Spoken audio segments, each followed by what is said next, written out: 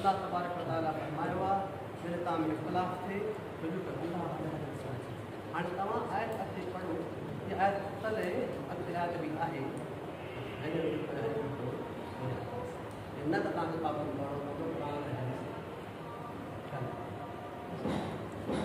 वरी जो तव्हां जॾहिं तशरीह हज़रात क़ुरान जी हिकु सरी मुहकम सरी दलालत आयत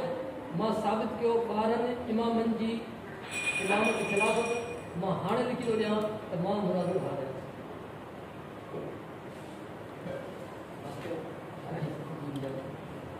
मां पंहिंजो अक़ीदो तव्हां ते न मड़ियो पंहिंजो अक़ीदो तव्हां ते मड़ियो न आहे मुंहिंजो अक़ीदो हिया लिहाज़ ते मञियो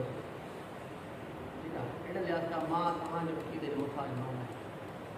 मां ॻाल्हि न तव्हांजी कई आहे न मां पंहिंजी कई मां ॻाल्हि कई आहे अल्लाह तबारक व तआला जी क़ुरान जी अल्लाह तबारक व तआला फरमाइनि था त तव्हां इख़्तिलाफ़ थिए त रुजू कयो अल्लाह जे रसूल क़ुरान हदीस इहो मां तव्हांखे पेश कयो मां पंहिंजी मन मां न कई मन मां मां असुल वारी ॻाल्हि कई आहे ऐं क़ुरान वारी ॻाल्हि कई आहे क़ुरान खां ॿिन्ही विच में जेको आहे अफ़ज़ल किताब आहे हदीस आहे मां उन मां अल्लाह जो फरमान खणी आयो और हदीस खणी आयत खणी आयो आहियां अल्लाह जो फरमान आहे तव्हां में इख़्तिलाफ़ थिए रुजू कयो अल्लाह जे रसूल मां तुंहिंजा दावत तव्हां वटि ॿारनि इमामनि जा फरमूदात क़ाबिल क़बूल आहिनि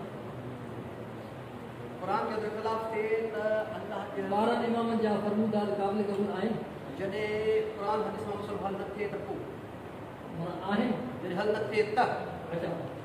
हल थिए थो त कोन अल्लाह जे रसूल जी ॻाल्हि कई आहे जॾहिं तव्हां में इख़्तिलाफ़ थिए त रुजू कयो अल्लाह जे रसूल ॾे मां उहा ॻाल्हि कई आहे पंहिंजी ॻाल्हि खां मड़ी न आहे लफ़्ज़ पंहिंजा मां ठाहिया न आहिनि इहे लफ़्ज़ मां पंहिंजे किताब मां न खणी आयो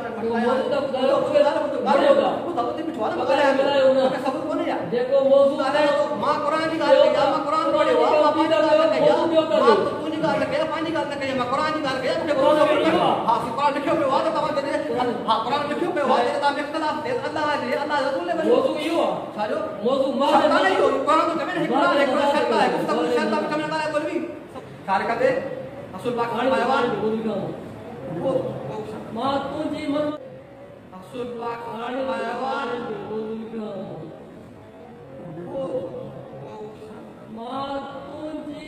तबारक तआला फरमाइनि था जॾहिं तव्हां में इख़्तिलाफ़ थिए त अल्लाह ॾे वञो जा पैगंबर ॾे वञो इमाम ॾे वञो अल्लाह तव्हांजो कीदो आहे कूड़ तो हाणे बस कर वे तव्हांजो कीदो आहे कूड़ तो हाणे बस कर वे मासूम जो बस कर वे विच में न ॻाल्हाए मौलवी विच में न ॻाल्हाए गायब क्या पाण जो ॻाल्हाए मां बस कर ॿुधाए पोइ महर नज़र दे तूं बस ॻाल्हाए पोइ मां बस कर ॿुधाए पोइ बस कर वे कराए थो बस कर वे ते मां तूं बात उल अमर बि आहे या वधीक बि आहे क़ुरान जी आयत पढ़ अल्लाह चयो आहे क़ुरान जी आयत पढ़ मां आयत पढ़ी आहे जॾहिं तव्हां में इख़्तिलाफ़ थिए त अल्लाह ॾे रुजू कयो अल्लाह चए थो तव्हां में इख़्तिलाफ़ थिए अल्लाह ॾे रुजू कयो या अल्लाह जे रसूल ॾे रुजू कयो या रुजू अल्लाह ॾे कयो या अल्लाह जे रसूल ॾे ऐं तूं ख़यानत कई आहे तूं कूड़ हयो आहे तूं बहतान हयो आहे तूं पंहिंजी जेको आहे दावा पंहिंजो अक़ीदो ग़लति निजिस अक़ीदो मुते घड़ियो आहे त न अॻिते बि जेको आहे हलणो आहे क़ुरान जी आयत पढ़ अल्लाह चए थो त अल्लाह जे रसूल खे अल्लाह ॾे रुजू कयो अल्लाह जे रसूल ॾे रुजू कयो ऐं तव्हां ॿियनि ॾे रुजू कयो इख़्तिलाफ़ महिल आयत पेश कर सचो आहे मौलाना तुंहिंजो अक़ीदो आहे या न त 14 मासूमीन जो फरमूदात कोई बि हुजे क़ुरान जे हिकु अखर जे ख़िलाफ़ नथो थी सघे त फरमूदात आइमा मासूमीन जो मुनकर तूं हाणे थी करे तूं पाण लांती थिए पिया न